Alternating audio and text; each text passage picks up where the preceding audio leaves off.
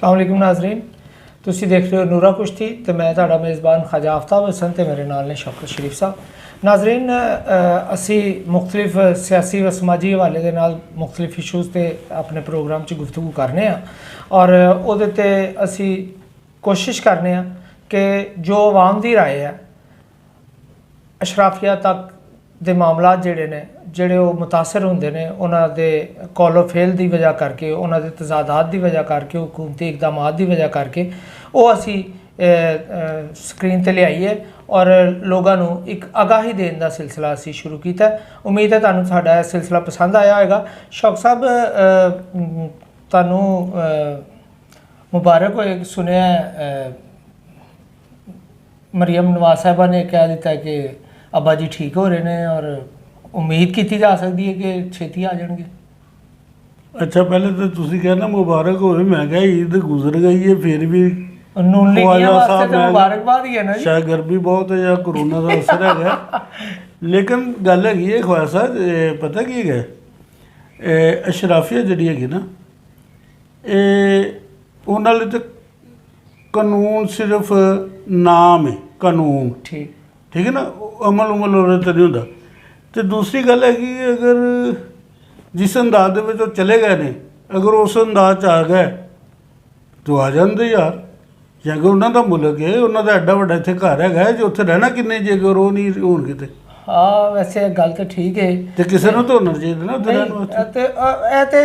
शौक साहब वो चलो यकीनन वो अपनी मर्जी नाल गए ने और उन्होंने बहुत सारे लोगों की भी मर्जी शामिल है और उत्ते तक मर्जी शामिल है। एवं नहीं जेडे नज़र नहीं आ रहे उन्होंने भी मर्जी शामिल, जेडे नज़र नहीं आ रहे उन्होंने की मर्जी भी शामिल है। अच्छा, तो वो हुण बल्कि तुसीं देखिया ही होएगा 2 दिन पहले भी वो छोटे मियाँ साहब का भी नाम ECL च पाने का जिक्र आ रहा सी कई दिनों तो। फिर वफाकी वज़ीर दाखिला ने वजाहत करती कि नहीं जी वो अजे ना नहीं पिया। की मतलब नहीं इन्होंने जो समझा से ना कि मियाँ साहब जो बड़े मियाँ साहब चले जाएंगे तो सुकून हो जाएगा। ठीक है ना, उत्थे जाके वो ज़्यादा खुल गए, बेसकून नहीं फैलाती उन्होंने। नहीं उन्होंने उत्थे जाके की कहता जो इतने सारे तहदियां की मीटिंग हुई, उन्होंने उन्हें की कहा, उन्होंने कहा साडा तो इमरान खान का कोई चक्कर ही नहीं है, साडा तो किसी होर नाल। ठीक है ना, तो एस्टैबलिशमेंट ने कहा यार ये उत्थे जाके मुकर गए। हाँ, तो ये भी उत्थे जाके ना बिफर जाए, इत्थे कुछ होर गए, उत्थे जाके कुछ होर गएगा। मियाँ साहब की वैसे रवायत हैगी है मुकरन की। वो जो याद है मुशर्रफ साहब ने भेजा इन्हों 10 साल ली, उदों भी बड़िया साडा सऊदी अरब ने बड़िया गारंटियां और ये वैसे गल हैगी इन्हां दा फायदा बड़ा हो गया सी उधर जाके जो मुशर्रफ साहब। हाँ, अच्छा, मुशर्रफ ने जो उधर जाके भेजा ना, इन्हां दे तल्लुकात बड़े हो गए सी। कारोबारी लोग ने शौक साहब हुण तुहानूं कारोबार नहीं करना हो गए सी, रिश्तेदारी भी हो गई सी।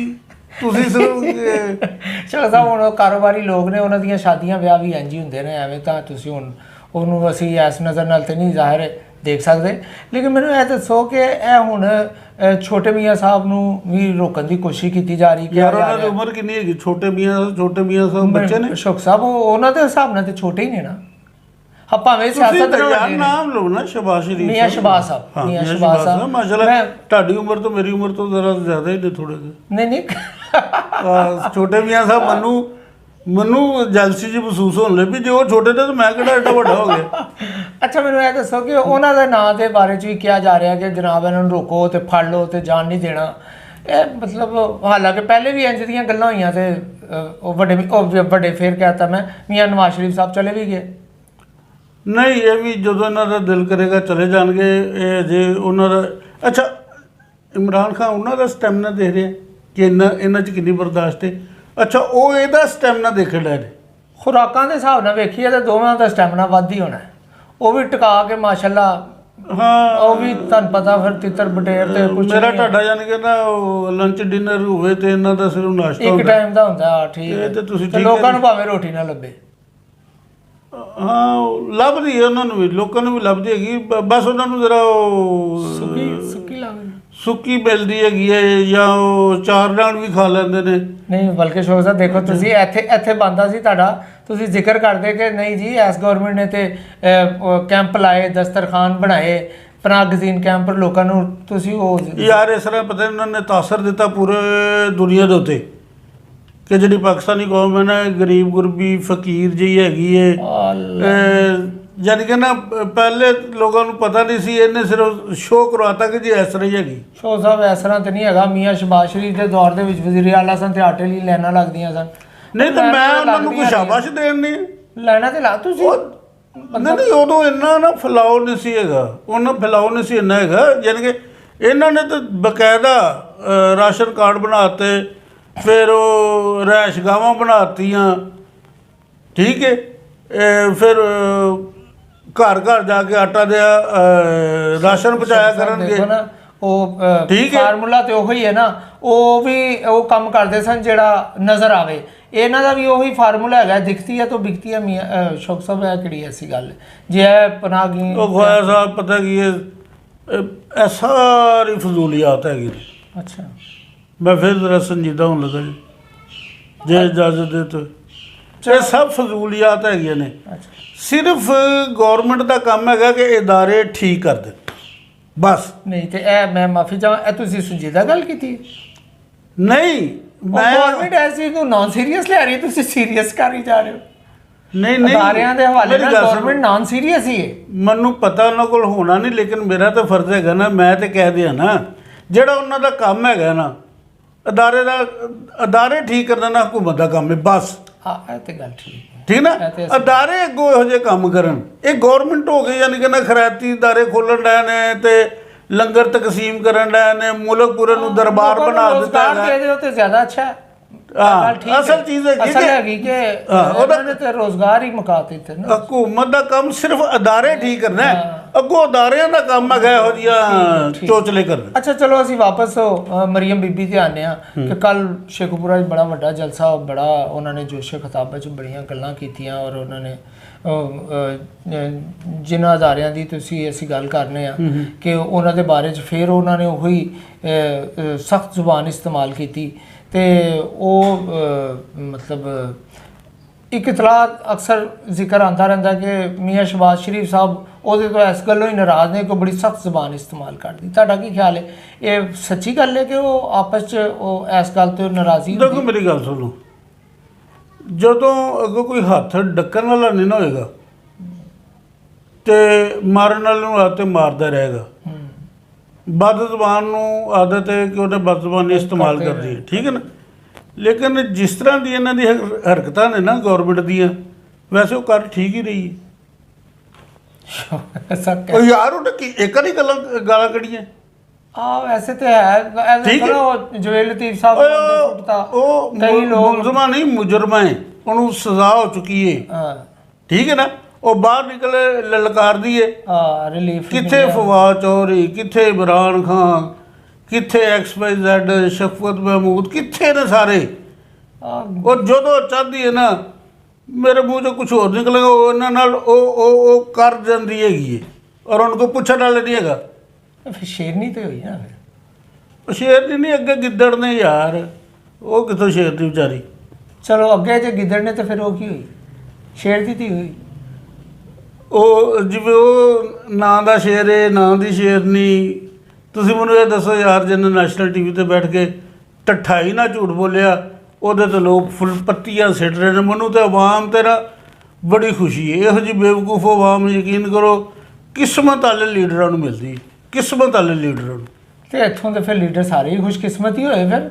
ਤੇ ਮੈਂ ਸਾਲ ਤੋਂ ਪਿਛਲੀਆਂ ਕਈ ਦਹਾਈਆਂ ਤੋਂ ਪਾਕਿਸਤਾਨ ਦਾ ਜਿਹੜਾ ਹੁਕਮਰਾਨ ਆਇਆ ਹੈ ਯਾਰ, ਤੁਸੀਂ PTI ਦੇ ਜੇ ਮੈਂ ਮੁਸਲਿਮ ਲੀਗ ਦਾ XYZ ਜਾਨੀ ਕਿ PP ਦੇ ਤੇ ਕੀਤਾ ਕਿੰਨੇ, ਯਾਨੀ ਕਿ ਕੀਤਾ ਕਿਸ ਵਾਸਤੇ? ਆਵਾਮ ਵਾਸਤੇ, ਲੋਕਾਂ ਵਾਸਤੇ, ਆਮ ਲੋਕਾਂ ਵਾਸਤੇ ਨਹੀਂ ਕੀਤਾ, ਬਿਲਕੁਲ ਬਜਾਏ। ਤੇ ਜੇ ਅਗਰ ਆਵਾਮ 'ਚ ਸ਼ੌਰ ਹੋਵੇ, ਤੁਹਾਨੂੰ ਹੋਰ ਦੱਸਾਂ, ਅਗਰ ਆਵਾਮ 'ਚ ਸ਼ੌਰ ਹੋਵੇ ਨਾ ਤਾਂ ਆਵਾਮ ਇਹਨਾਂ ਦਾ ਕਿਰਦਾਰ ਦੇ ਕੇ ਵੈਸੇ ਮਰ ਜਾਏ।